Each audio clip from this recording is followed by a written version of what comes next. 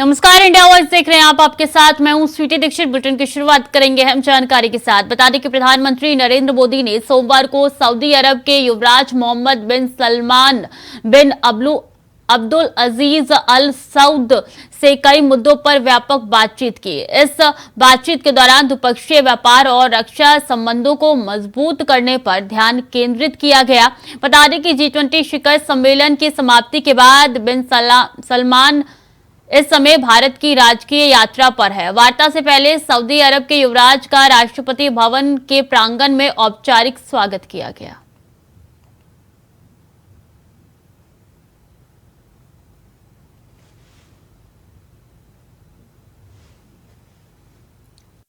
हम हमारे संबंधों में नए और आधुनिक आयाम जोड़ रहे हैं। भारत के लिए सऊदी अरब हमारे सबसे महत्वपूर्ण स्ट्रेटेजिक पार्टनर में से एक है। विश्व की दो बड़ी और तेज गति से बढ़ने वाली अर्थव्यवस्थाओं के रूप में हमारा आपसी सहयोग पूरे क्षेत्र की शांति और स्थिरता के लिए महत्वपूर्ण है। हिज रॉयल हाइनेस के साथ बैठक के हमने हमारी करीबी साझेदारी को नेक्स्ट लेवल पर ले जाने के लिए कई इनिशिएटिव की पहचान की है। आज की हमारी बैठक से हमारे संबंधों को एक नई ऊर्जा, एक नई दिशा मिलेगी और हमें मिलकर मानवता की भलाई के लिए काम करते रहने की प्रेरणा मिलेगी। कल हमने मिलकर भारत, पश्चिम एशिया और यूरोप के बीच इकोनॉमिक कॉरिडोर स्थापित करने के लिए ऐतिहासिक शुरुआत की है। इसी कॉरिडोर से केवल दोनों देशों ही आपस में नहीं जोड़ेगा, परंतु एशिया, पश्चिम एशिया और यूरोप के बीच आर्थिक सहयोग, ऊर्जा के विकास और डिजिटल कनेक्टिविटी को बल देगा। योर रॉयल हाइनेस, आपके नेतृत्व में और आपके विजन 2030 के माध्यम से सऊदी अरब जिस तेजी से आर्थिक और सामाजिक प्रगति कर रहा है, उसके लिए मैं हृदय से आपका बहुत बहुत अभिनंदन करता हूं। सऊदी अरब में रहने वाली भारतीयों के हितों की सुरक्षा और उनके कल्याण के लिए आपकी प्रतिबद्धता के लिए हम आपके बहुत बहुत आभारी हैं। भारत और सऊदी अरब की मित्रता क्षेत्रीय और वैश्विक स्थिरता, समृद्धि और मानव कल्याण के लिए महत्वपूर्ण है। केंद्रीय मंत्री अनुराग ठाकुर ने G20 के सफल आयोजन पर कहा, भारत में G20 का सफल आयोजन देश के लिए बहुत बड़ी उपलब्धि है। जब दुनिया में बहुत सारी चुनौतियां हैं, दुनिया के एक हिस्से में तनाव है, अर्थव्यवस्था में तनाव है, ऐसे समय में 20 देशों को एक साथ एक मंच पर लाकर सहमति बनाना पीएम मोदी और उनकी टीम की वजह से ही संभव हो पाया है। भारत में G20 का सफल आयोजन देश की एक बहुत बड़ी उपलब्धि उस समय है जब दुनिया भर में बहुत सारी चुनौतियां हैं, दुनिया के एक हिस्से में तनाव है तो कहीं अर्थव्यवस्थाओं में तनाव आकर खड़ा हुआ। उस समय एक मंच पर 20 देशों को एक साथ लाना और सहमति बनाना, ये संभव कोई कर पाया है तो भारत के यशस्वी प्रधानमंत्री नरेंद्र मोदी जी और उनकी टीम कर पाई। मैं आप सबकी ओर से, देशवासियों की ओर से प्रधानमंत्री नरेंद्र मोदी जी को बहुत बहुत बधाई देता हूं। भारत को जिन ऊंचाइयों पर पहुंचाने का काम नरेंद्र मोदी जी की अध्यक्षता में हुआ है, नेतृत्व में हुआ है, ये अपने आप में ऐतिहासिक है। और राजस्थान विधानसभा चुनाव से पहले नेताओं के दल बदलने का सिलसिला शुरू हो गया है। वहीं प्रदेश की सियासत से बड़ी खबर सामने आई है। नागौर से पूर्व सांसद और दिग्गज नेता रहे नाथूराम मिर्धा की पोती ज्योति मिर्धा बीजेपी में शामिल हो गई है। मिर्धा ने राजस्थान बीजेपी के अध्यक्ष सीपी जोशी की मौजूदगी में पार्टी का दामन थामा। उनके साथ सवाई सिंह भी बीजेपी में शामिल हो गए हैं।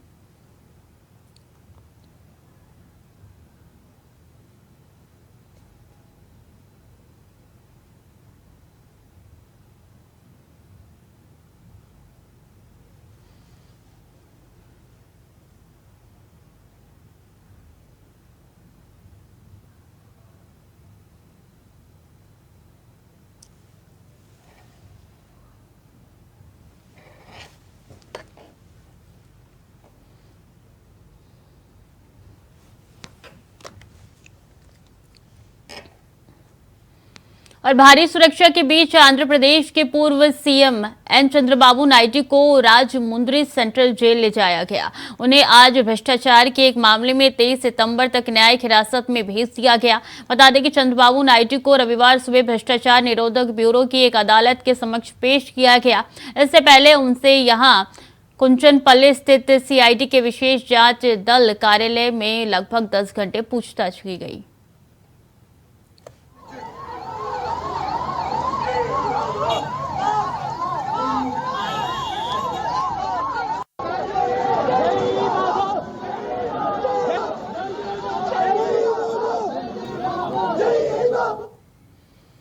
और जम्मू कश्मीर में एक बार फिर से बड़ी आतंकी साजिश को नाकाम किया गया है। श्रीनगर बारामुल्ला राष्ट्रीय राजमार्ग पर अंजीवेरा पट्टन में संदिग्ध वस्तु आईडी मिली है। इसकी सूचना मिलते ही सुरक्षा बलों ने श्रीनगर बारामुल्ला राष्ट्रीय राजमार्ग को बंद कर दिया है। जांच के बाद संदिग्ध आईडी को निष्क्रिय कर दिया गया है।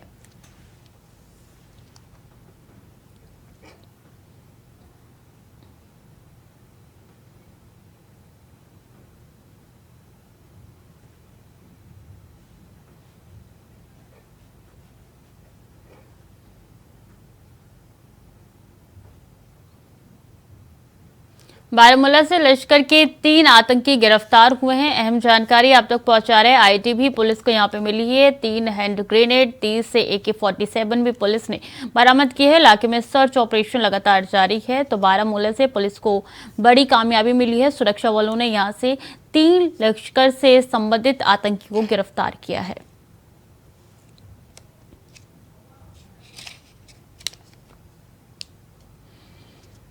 और असम के मुख्यमंत्री हिमंत बिस्वा शर्मा कांग्रेस पार्टी पर तंज कसते हुए कहा कि जब वोट इकट्ठा करने का समय आता है तो कांग्रेस के लोग भारत जोड़ो यात्रा निकालते हैं। जब कर्नाटक चुनाव समाप्त हुआ तो वो भारत मन गए। वो कहते हैं कि हम भारत है। अभी आप देखिए कांग्रेस लोग जब वोट बदलने का टाइम होता है तब करवा लेता है भारत जोड़ो यात्रा, और जब भारत का काम खत्म हो गया, कर्नाटक का चुनाव खत्म हो गया, वो लोग इंडिया हो गया।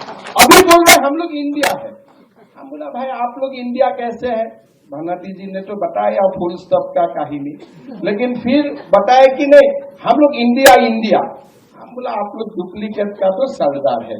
पहले तो गांधी जी ने देश को आजाद किया और आप लोग ने गांधी टाइटल को हड़प लिया और आप लोग सारे लोग डुप्लीकेट गांधी बन गया, सारे लोग।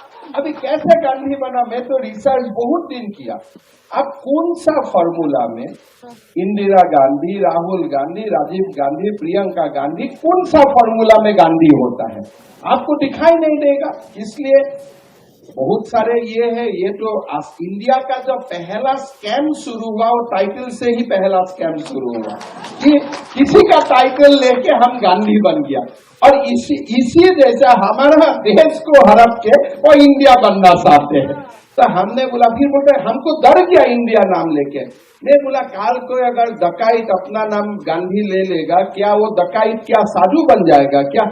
आप लोग भारत का नाम, इंडिया नाम का लेके आप लोग बहुत बड़ा गुनाह किया। इसलिए आप लोग कभी इंडिया को आपने इंडिया का गौरव बढ़ाने का काम नहीं किया। आपने इंडिया का नाम में परिवारवाद बढ़ाने का काम किया। आपने इंडिया का नाम में देश को तोड़ने का काम काम किया, तो आपको इंडिया नाम लेने का भी अधिकार नहीं है और भारत का नाम तो दूर दूर से भी मत लेना। ये तो सबसे बड़ा बात है। ना आपको इंडिया बोलने का अधिकार है, ना आपको भारत बोलने का अधिकार है। और मेरा तो विनम्र निवेदन है, राहुल जी आप कम से कम गांधी नाम छोड़ दीजिए, इसलिए वो भी तो डुप्लीकेट टाइटल है, वो भी तो ओरिजिनल टाइटल नहीं है। और मध्य प्रदेश के छतरपुर पहुंचे सपा नेता स्वामी प्रसाद मौर्य ने बीजेपी सरकार पर निशाना साधते हुए कहा कि हिंदू राष्ट्र की मांग करने वाले लोगों को अचानक भारत से प्रेम कैसे। ये भारत, इंडिया और भारतीय संविधान के दुश्मन है और भारतीय संविधान के निर्माता डॉक्टर बाबा साहेब अम्बेडकर के भी दुश्मन है। हिंदू राष्ट्र की मांग क्यों? हिंदू राष्ट्र की मांग करने वाले लोग को अचानक भारत से प्रेम कैसे? इसलिए ये भारत के भी दुश्मन है, इंडिया के भी दुश्मन है, भारतीय संविधान के भी दुश्मन है और भारतीय संविधान निर्माता बाबा साहब डॉक्टर अंबेडकर के भी दुश्मन है। इसीलिए इंडिया तो बहाना है, मुख्य रूप से ये संविधान का विरोध है और बाबा साहब डॉक्टर अंबेडकर का विरोध है, जिसको इस देश के लोगों से मेरी मांग है कि भारतीय जनता पार्टी और आरएसएस जो संविधान विरोधी आचरण कर रहे हैं, इनको बाहर का रास्ता दिखाया जाए और 2024 लोकसभा चुनाव में इनकी विदाई सुनिश्चित की जाए। मैंने पहले भी कह दिया कि Bharatiya Janata party, RSS and company east India company से भी ज्यादा खतरनाक है। ईस्ट इंडिया कंपनी भारत को लूटते थे, लेकिन ईस्ट इंडिया कंपनी वाले अपने देश यूनाइटेड किंगडम से प्रेम करते थे, यहां से पैसा ले जाते थे, अपने देश के बैंक में डालते थे। लेकिन मोदी आरएसएस एंड कंपनी देश को लूटकर अदानी और अंबानी की तिजोरी भर रही है, देश की जनता को कंगाल बना रही है। तो ये तो देश के भी दुश्मन है और देश की जनता की आंख में धूल झोंकने की कोशिश कर रहे हैं। भारतीय जनता पार्टी, आरएसएस, जब आरएसएस प्रमुख मोहन भागवत जी खुल करके बोल दिए तो छिपा क्या रह गया? अब तो आप ओपन कार्ड हो गया, अब तो मामला खुल्लम खुल्ला हो गया और मोहन भागवत जी के बोलने के बाद भाजपा के तमाम नेता बोल गए, तो अब तो खुली। चलिए अब सीधा चलते हैं, पंजाब के सीएम क्या कुछ कह रहे हैं आपको सुनवा रहे हैं। ਵੱਲੋਂ ਜੀ ਆਇਆਂ ਨੂੰ, ਸਾਡੇ ਘਰ ਤਸ਼ਰੀਫ ਲੈ ਆਇਆਂ ਨੂੰ, ਸਾਡੇ ਸਾਰਿਆਂ ਵੱਲੋਂ ਜੀ ਆਇਆਂ ਨੂੰ। ਔਰ ਸੰਯੋਗ ਹੈ ਕਿ ਇਹ ਲਾਈਨਾਂ ਲਿਖਣ ਵਾਲੇ ਜਿਹੜੇ ਰਾਈਟਰ ਨੇ ਉਹ ਵੀ ਮੌਜੂਦ ਨੇ। ਬਾਬੂ ਸਿੰਘ ਮਾਨ ਸਾਹਮਣੇ ਬੈਠੇ ਨੇ, ਜਿਨ੍ਹਾਂ ਨੇ ਪੰਜਾਬੀ ਮਾਂ ਬੋਲੀ ਦੀ ਬਹੁਤ ਵੱਡੇ ਵੱਡੇ ਹਿੱਟ ਸੌਂਗ ਪੇਂਡੂ ਕਲਚਰ ਨਾਲ ਰਿਲੇਟਡ, ਸਾਡੇ हिस्ट्री ਨਾਲ ਰਿਲੇਟਡ, ਸੂਰਮਿਆਂ ਨਾਲ ਰਿਲੇਟਡ ਲਿਖੇ। ਸੋ ਮੈਂ ਸਾਰਿਆਂ ਦਾ ਬਹੁਤ ਬਹੁਤ ਧੰਨਵਾਦ ਕਰਦਾ। ਸਤਿ ਸ੍ਰੀ ਅਕਾਲ, ਨਮਸਕਾਰ। ਵੱਖਰੇ ਕਿਸਮ ਦਾ ਪ੍ਰੋਗਰਾਮ ਹੈ, ਕੋਈ ਪੋਲੀਟੀਕਲ रैली नहीं, ये कोई शक्ति प्रदर्शन नहीं, ये किसी किस्म से भी इलेक्शन से रिलेटेड नहीं, ये पंजाब के दिल से रिलेटेड है, ये पंजाब की मिट्टी से रिलेटेड फंक्शन है। मेरी पूरी कैबिनेट दे साथी बैठे ने, एमएलए साहबान बैठे ने। ये साडा पहले दिनों जो तो ओथ सैरेमनी हुई तो साडा पहले दिनों ये सुपना सी कि असी पंजाब नूं जो हजे तक लोगों ने पंजाब का पक्ष देखा ही नहीं, वो दिखाना है। पंजाब बारे बहुत कुछ जानिया जाता है, कई बार नैगेटिव गल्लां भी पंजाब बारे बहुत फैलदियां ने, पर जो कुदरत ने पंजाब नूं दिता होया वो हजे तक असी दिखा नहीं सके। किते ना किते अणगौलियां वो रह गई, किते सरकारां तो लापरवाहियां रह गई।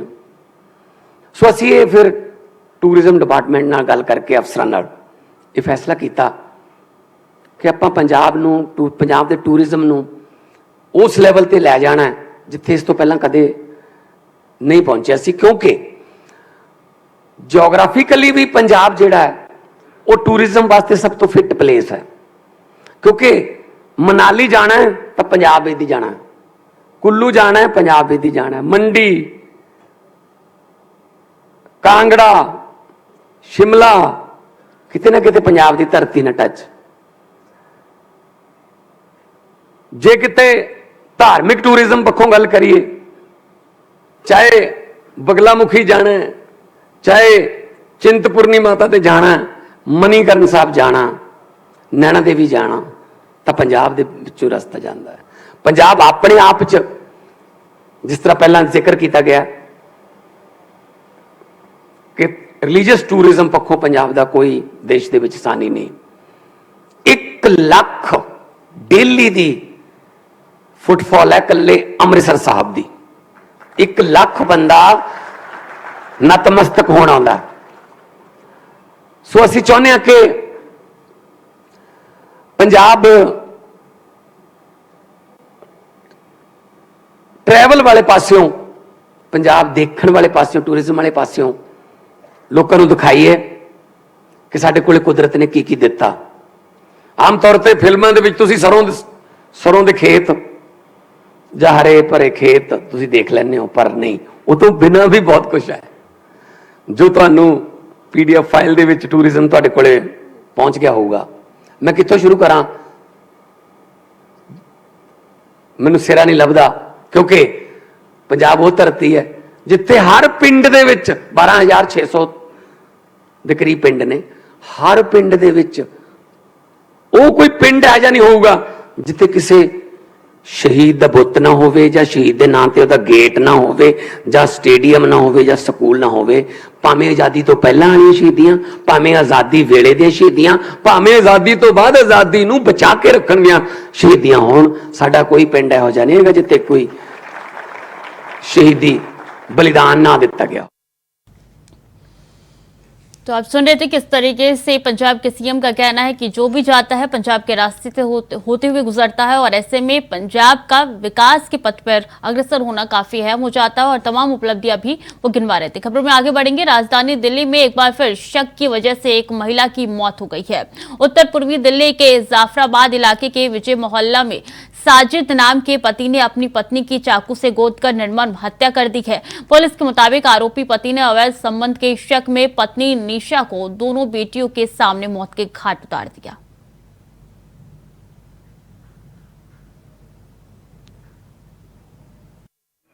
उत्तर पूर्वी दिल्ली के मौजपुर में उस समय हड़कंप मच गया जब एक पति ने अपनी पत्नी को चाकू से गोद कर मौत के घाट उतार दिया।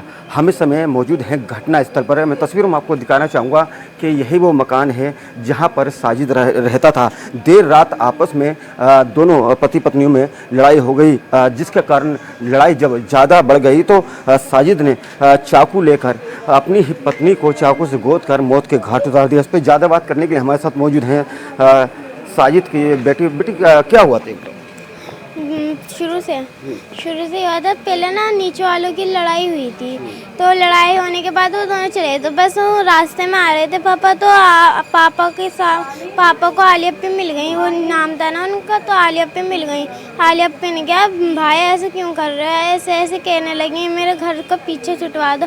वैसे पापा के साथ आलिया पे के साथ पापा का चक्कर चल रहा था, जिसके तो पापा ने ऊपर गए। फिर पापा ऊपर गए, फिर पापा हमसे कहने लगे कि देख आलिया चली गई बच्चों। फिर अम्मी कहने लगी इस बच्चों से क्या कह रहे हो, मुझसे क्यों ना, कौन है मुझसे को। फिर ऐसे झगड़े चलने लगे कि तूने मेरे उसको ऐसे ऐसे डार्लिंग को ऐसे ऐसे करने लगे। फिर पापा को गुस्सा आया, पहले पापा ने जाल लगाया, फिर ऐसी चालू करी, फिर डीजे बजाने लगे। डीजे बहुत तेज की आवाज़ से, जिसकी वजह से आवाज़ ना आए। फिर पापा भागते हुए गए, जूते के अंदर से चाकू निकाला, फिर चाकू निकाल के पापा के पहले यहाँ पे मारा, फिर यहाँ मारा, फिर यहाँ मम्मी के, फिर यहाँ पे मारा, फिर जिसकी वजह से अम्मी यहाँ से लेकर यहाँ तक खून बरस तो गिर गई। वो बीच बचाव में आपके भी चोट लगी है? हाँ, मैंने बस गर्दन पे बचाने के लिए ऐसा करा था, बस मेरे यहाँ पे लग गई थी, जिसकी वजह से मैं चिल्लाने लगी। और मैं यहाँ पे खिड़की पे आ गई, ऊपर वाली यहाँ वाली जो किचन की खिड़की है, मैं इस पे आ गई और कूदने लगी। बस सामने वाली आंटी थी पड़ोस, तो उन्होंने हमें बचा लिया। से देखिए कहीं ना कहीं है कि ये दुखद घटना है और लगातार जिस तरीके से उत्तर पूर्वी दिल्ली के अंदर लगातार वारदातें बढ़ती ही जा रही हैं, इसी को लेकर एक माता जी भी हमारे साथ मौजूद हैं। माता जी क्या हुआ था बताइए। ये हुआ है, दिन मारता रहता है, दिन मारता रहता। आपकी बेटी थी वो? जी मेरी बेटी है, अब तो उसे बिल्कुल ही मौत के घाट उतार दिया। मेरी बेटी इज्जत की खातिर यही सहती रहती है कि चलो इज्जतदार बेटियां जो होती हैं वो ऐसी होती हैं कि वो घर में ही पड़ मरती हैं। मैं बत कहती थी बेटा दिया ऐसा है, खाते कमा कुछ नहीं कमाता, कुछ भी नहीं, कट्टू खुद खाता बैठ के। मेरी बच्ची पार्लर का काम करती थी, अर्बन कंपनी में जॉब थी उसकी वहाँ पार्लर की भी बनाते, वहाँ जाती है, उसमें जो भी कुछ मिलता है उसे उसमें अपनी बच्चियों का अपना गुजारा कर रही। सांड बड़ा बड़ा खाता रहे भैया। क्या नाम था बेटी का? साजिद। बेटी का नाम क्या? बेटी का निशा। वो तो खाता रहे भैया, उस पर भी उसे मेरी बच्ची को चैन न लगने देता। मेरी बच्ची इतने वो करती, मैं कहती बेटा ये ऐसा है इसे छोड़। मैंने कहा तू इसे छोड़, मम्मी सुधर जाएगा, मम्मी छोड़ो सुधर जाएगा। मेरी बच्ची इसी हालत में दे गई। और मम्मी मेरी बच्ची यूँ भी कह रही थी मम्मी मैं अगर कभी मैं अकेली हुई तो ये मुझे आके मुझे मार ही देगा, मुझे मार देगा जान से। मेरे बच्चों को तुम रखना, फिर मेरे किसी में को मत देना। मेरे बच्चों में बोली ऐसे कैसे करेगा, क्योंकि मेरे रिश्ते मेरे जेठ के लड़के को भी आई थी ये। मैंने कहा आप सी है कोई बाहर का थोड़ी है, ऐसा कैसे मार देगा। मैंने कहा तेरा बाप तो उससे भी ज़्यादा जल्लाद है। मैंने कहा छोड़ेगा ना अगर तेरे साथ कुछ भी कांड हो गया। बच्ची से कह रही, जब वो मार रहा था तो यूँ कह रही थी कि तुम मार रहे हो मार लो, मगर मेरा बाप तुम्हें छोड़ेगा नहीं बिल्कुल। अब मुझे इंसाफ चाहिए बिल्कुल। मेरी बच्ची सीधी सादी गई है, मेरी ऐसी बोली बच्ची गई है, मैं कहीं ढूंढ के लाऊंगा। देखिए हमारे साथ मौजूद थी निशा की माता जी, जिनका कहना था कि साजिद कोई काम नहीं करता था, जिसको लेकर घर के अंदर आए दिन झगड़े होते रहते थे। फिलहाल पुलिस ने आरोपी को गिरफ्तार कर लिया है और विभिन्न धाराओं में मामला दर्ज कर आगे की जांच में जुट गई है। दिल्ली से शान मोहम्मद, इंडिया वॉइस। क्या तो भी आया था यहाँ पर, तो चला गई थी, वहाँ फ़ोन किया था क्या नाम है ऐसे तुम्हारी बेटी के साथ ऐसा होगा, हमारे दामाद ने मार दिया। और यहाँ आन करके देखा तो मैंने क्या नाम उनको अस्पताल में पड़ी हुई मरी हुई। ये शादी को कितने दिन हो गए समीम? 13 साल हो गए। कुछ भी नहीं करता था ये, पहले गाड़ी चला हुआ, गाड़ी चलाने के बाद में फिर एक के वहाँ नौकरी करता था, वहाँ से छोड़ दिया था करोल बाग में। उसके बाद में क्या नाम है जो ऐसी उल्टा सीधा फिरता रह गया क्या नाम है। हाँ एक बेटी जो बीच बचाव कर रही थी, इसकी उंगलियाँ कट गई, 60 टाँक आए इसके। मैं खुर्जा रहता हूँ, मेरी यहाँ मैंने यहीं घर बना लिया था, उसके बाद में खुर्जा चला गया था। देखिए पुलिस स्टेशन जाफराबाद का मामला है। सवेरे 1:06 पे कॉल आई थी, उससे करीब 10 मिनट पहले का इंसिडेंट है। कॉल ये आई थी कि एक हस्बैंड ने अपनी वाइफ को 2nd फ्लोर के मकान में और चाकू मार दिया है। तो तुरंत जब वहाँ मौके पे पहुँचे तो वहाँ पे खून से लथपथ एक ये महिला मिली जो जिनकी शिनाख्त निशा के रूप में हुई है। निशा उम्र 32 साल। और अभी जो तफ्तीश में सामने आया है ये छोटा परिवार है। साजिद हस्बैंड है, वाइफ है, करीब 12 साल हो गए शादी को। 2 बच्चियाँ हैं इनकी, एक 11 साल की बच्ची है और एक 7 साल की बच्ची है। और कुछ दिनों से थोड़ा झगड़ा इनका चल रहा था। पहले ये शायद मोबाइल रिपेयर का काम करते थे, अभी फ़िलहाल कुछ दिनों से इनका काम थोड़ा मंदा चल रहा है, तो घर में थोड़ा झगड़ा हस्बैंड वाइफ के बीच में रहता था थोड़ा बहुत। अभी जो पता लगा है कि हस्बैंड शायद शक भी करता था वाइफ के ऊपर, तो रात में झगड़ा थोड़ा ज़्यादा हो गया तो उसने चाकू से वार किए और लेडी के गले में इंजरी है और उसके बाएं हाथ में इंजरी है। और उसके तुरंत बाद टीम ने फिर साजिद को पकड़ भी लिया था, तो साजिद से भी पूछताछ चल रही है सारे। और बाकी इसमें तफ्तीश हम लोग कर रहे हैं। अरेस्ट डाल लिया, FIR दर्ज कर लिया मर्डर और अटेम्प्ट टू मर्डर का भी इसमें लगाया सेक्शन, क्योंकि जो बच्ची है 11 साल की, जब उसने बीच बचाव करने की कोशिश की तो उसके भी चोट लग गई थी। तो फिलहाल के लिए बुलेटिन में इतना ही। खबरें लगातार जारी है, देखते रहिए इंडिया वॉइस।